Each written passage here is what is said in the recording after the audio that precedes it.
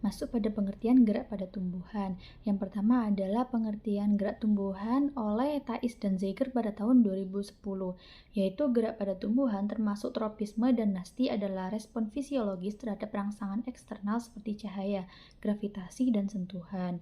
Tropisme sendiri itu adalah gerak pertumbuhan yang terarah, sedangkan nasti adalah gerak tidak terarah terhadap rangsangan. Lalu pendapat yang kedua dari Hopkins dan Hanner tahun 2008, yaitu pengertiannya gerak pada tumbuhan mencakup berbagai respon terhadap rangsangan lingkungan yang melibatkan perubahan pertumbuhan dan perubahan tekanan turgor, seperti fototropisme, geotropisme, hidrotropisme, dan tigmotropisme. Lalu pada pendapat yang ketiga dari Raven, Evert, dan Eichhorn pada tahun 2005, yaitu pengertian gerak pada tumbuhan melibatkan reaksi pertumbuhan atau tropisme, dan gerak turgor atau nasti sebagai respon terhadap berbagai rangsangan eksternal seperti cahaya, gravitasi, air, dan sentuhan. Nah, dari 3 referensi di atas dapat kita simpulkan bahwa pengertian dari gerak pada tumbuhan yaitu gerak pada tumbuhan adalah respon fisiologis yang melibatkan perubahan posisi, orientasi, atau pertumbuhan bagian-bagian tumbuhan sebagai reaksi terhadap rangsangan eksternal seperti cahaya, gravitasi, air, ataupun sentuhan. Lalu kita masuk pada jenis-jenis gerak pada tumbuhan. Berdasarkan atas penyebab timbulnya gerak dapat dibedakan antara gerak tumbuh dan gerak turgor. Gerak tumbuh yaitu gerak yang ditimbulkan oleh adanya pertumbuhan sehingga menimbulkan perubahan elastis atau irreversible, sedangkan gerak turgor adalah gerak yang timbul karena terjadi perubahan turgor pada sel-sel tertentu dan sifatnya itu elastis. Lalu selanjutnya ada gerak pada tumbuhan berdasarkan rangsangannya. Dapat dibedakan menjadi 3 yaitu gerak higroskopis, gerak etionom, dan gerak endonom atau autonom. Pengertian dari ketiga ini yaitu yang pertama gerak higroskopis disebabkan oleh perbedaan kadar air, sedangkan gerak etionom reaksi gerak pertumbuhan yang disebabkan oleh adanya rangsangan dari luar, sedangkan gerak endonom atau autonom merupakan reaksi gerak tumbuhan yang disebabkan oleh adanya rangsangan dari dalam atau dari tumbuhan itu sendiri. Nah, di sini saya akan menjelaskan mengenai gerak pada tumbuhan berdasarkan arah rangsangannya. Yang pertama yaitu ada gerak etionom. Gerak etionom dibagi menjadi 3 yaitu yang pertama tropisme. Di sini saya akan menjelaskan mengenai tropisme. Pengertian dari tropisme sendiri adalah gerak bagian tumbuhan yang arah gerakannya dipengaruhi oleh arah datangnya rangsangan. Gerak tropisme dibedakan menjadi 2 yaitu gerak tropisme positif dan gerak tropisme negatif. Dapat dikatakan menjadi tropisme positif apabila gerak itu menuju sumber rangsangan dan tropisme negatif apabila gerak itu menjauhi sumber rangsangan. Nah, tropisme ini dapat dibedakan menjadi 5 bagian, yaitu yang pertama fototropisme, yang kedua geotropisme, yang ketiga hidrotropisme, yang keempat tigmotropisme, yang kelima kematropisme. Lalu kita masuk dari jenis-jenis gerak etionom yang kedua. Yang pertama tadi kan tropisme, lalu yang kedua ada taksis. Pengertian dari taksis ini sendiri adalah gerak seluruh tubuh atau bagian dari tubuh tumbuhan yang berpindah tempat dan arah perpindahannya dipengaruhi oleh rangsangan. Taksis ini ada 2 yaitu taksis positif dapat dikatakan positif karena gerakan arahnya mendekati sumber rangsangan dan dapat dikatakan negatif apabila gerakannya menjauhi rangsangan. Taksis ini terdapat 2 jenis yaitu fototaksis dan kemotaksis. Lalu yang ketiga ada nasti. Pengertian dari nasti ini sendiri adalah gerak tumbuhan yang arahnya tidak dipengaruhi oleh arah datangnya rangsangan, tetapi ditentukan oleh tumbuhan itu sendiri. Misalnya karena perubahan tekanan turgor. Lalu ini adalah beberapa jenis nasti yaitu seismonasti, niktinasti, fotonasti, temonasti, haptonasti, serta nasti kompleks. Lalu ada jenis gerak pada tumbuhan yang kedua yaitu gerak endonom, lalu yang ketiga ada gerak higroskopis. penjelasan dari teman saya. Nah, tadi kan sudah dijelaskan bahwa terdapat uh, jenis-jenis gerak pada tumbuhan berdasarkan rangsangannya. Yang pertama itu yakni gerak etionom, yang kedua gerak endonom, dan yang ketiga yaitu gerak higroskopis.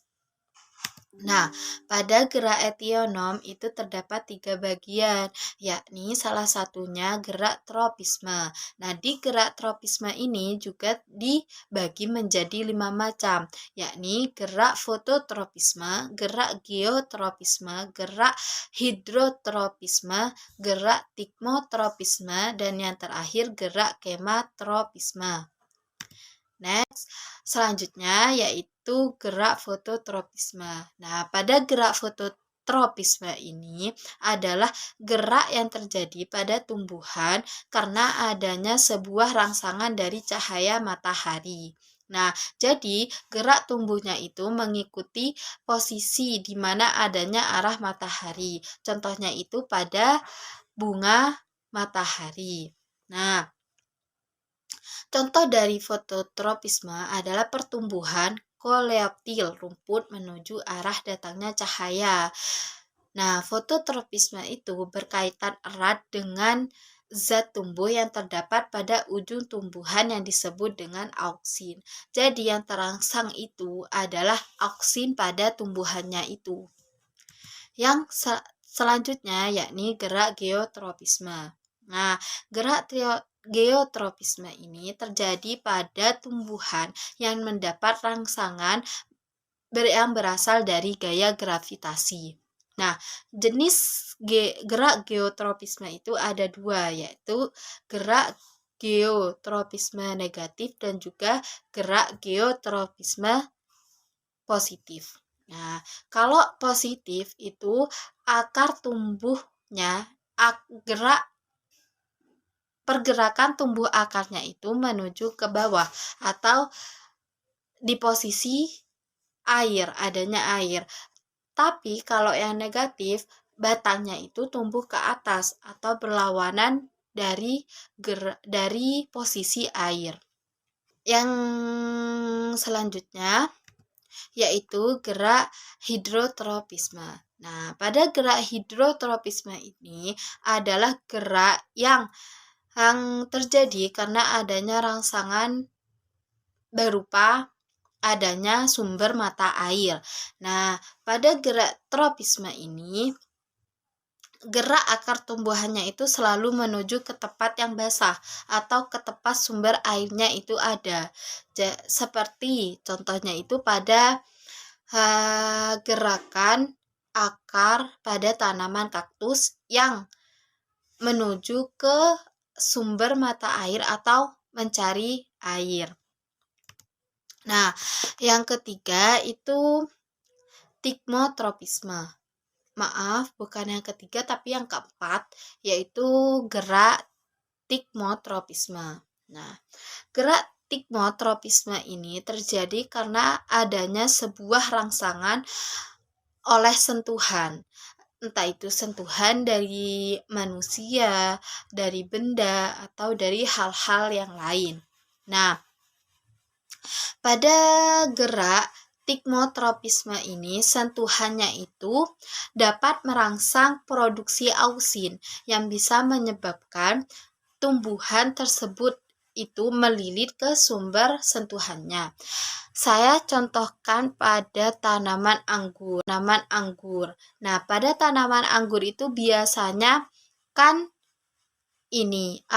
melilit atau merambat ke pohon-pohon gitu.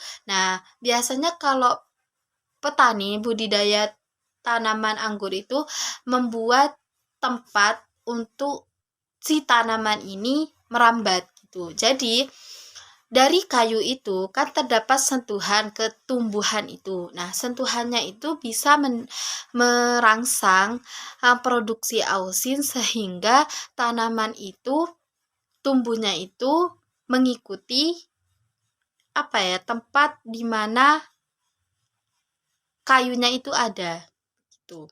Nah, yang terakhir itu kemotropisme. Nah, pada gerak kemotropisme ini adalah gerak tropisme yang disebabkan adanya rangsangan berupa zat kimia. Misalnya, gerakan akar yang menuju unsur hara atau pupuk dalam tanah. Jadi, apabila kita memberikan pupuk atau zat-zat kimia lainnya kepada tumbuhan, itu dapat menyebabkan gerak kemotropisme. Nah, akarnya itu bisa bergerak menuju posisi di mana adanya zat kimia atau unsur hara dalam pupuk itu. Selanjutnya, bisa dijelaskan oleh teman saya. Baik, di sini saya akan menerangkan materi yang selanjutnya, yaitu materi gerak etionom. Yang kedua ada gerak taksis, yang mana tadi awal sudah dijelaskan bahwasannya gerak taksis adalah gerak seluruh bagian tumbuhan yang arahnya dipengaruhi oleh rangsangan. Jadi pada gerak taksis ini biasanya dilakukan oleh organisme uniseluler. Dan pada dasarnya jenis rangsangannya ada pada gerak taksis ini ada dua, yaitu yang pertama ada fototaksis dan yang kedua ada kemotaksis. Di sini saya akan menjelaskan yang pertama, yaitu ada fototaksis. Fototaksis ini adalah gerak taksis yang disebabkan oleh rangsangan berupa cahaya. Jadi gerak tumbuhan tersebut disebabkannya adanya cahaya. Contohnya pada gagang hijau. Di sini gagang hijau akan menuju pada cahaya ketika cahaya tersebut intensitasnya yaitu sedang. Jika intensitas cahayanya itu tinggi, maka gagang hijau tersebut akan tiba-tiba berbalik. Kemudian yang kedua ada kemotaksis. Kemotaksis merupakan gerak taksis yang disebabkan oleh rangsangan berupa zat kimia. Jadi gerak tumbuhan ini disebabkan oleh adanya zat kimia. Contohnya pada gerak garnet jantan berflageal atau spermatozoid yang dihasilkan oleh antheridium lumut ke arah garnet betina atau sel telur di dalam archegonium. Spermatozoid bergerak karena ditarik oleh sukrosa atau asam malat. Pergerakan ini terjadi karena adanya zat kimia pada sel garnet betina. Jadi geraknya sel garnet jantan yang menuju ke sel garnet betina itu disebabkan oleh adanya zat kimia tersebut. Kemudian ada gerak etionom yang ketiga, yaitu gerak nasti. Yang mana gerak nasti sendiri yaitu gerak sebagian tumbuhan akibat rangsangan dari luar, tetapi arah geraknya tidak dipengaruhi oleh arah rangsangan. Dan di dalam gerak nasti ini ada beberapa macam gerak, yaitu yang pertama ada seismonasti, niktinasti, fotonasti, temonasti, hapnonasti, dan nasti kompleks. Di sini saya akan menjelaskan yang pertama, yaitu seismonasti. Seismonasti merupakan gerak nasti yang disebabkan oleh rangsangan sentuhan atau getaran. Contohnya pada daun putri malu. Gerak menutupnya daun putri malu tersebut itu merupakan contoh gerak seismonasti yang mana ada rangsangan sentuhan pada daun tersebut. Contohnya ketika kita menyentuh daun putri malu tersebut, walaupun tuh hanya tersentuh satu atau dua anak daun, itu akan bisa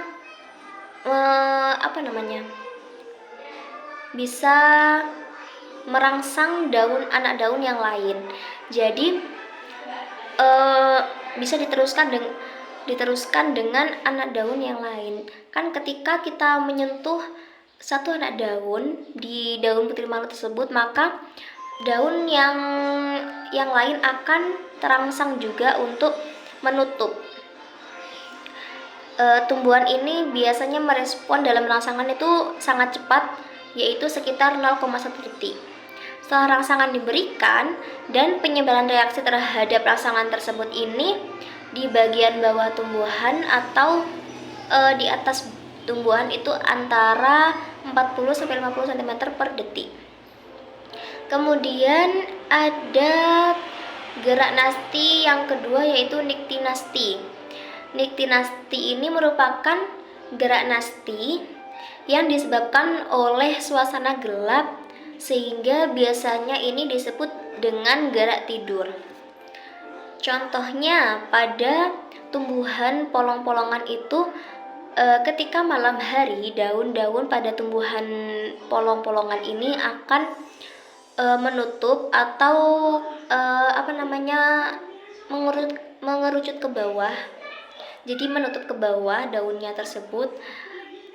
Dan untuk keesokan harinya, ketika cahaya matahari itu sudah keluar dan pagi hari lah intinya itu, maka daun polong-polongan itu akan membuka. Jadi seperti itu.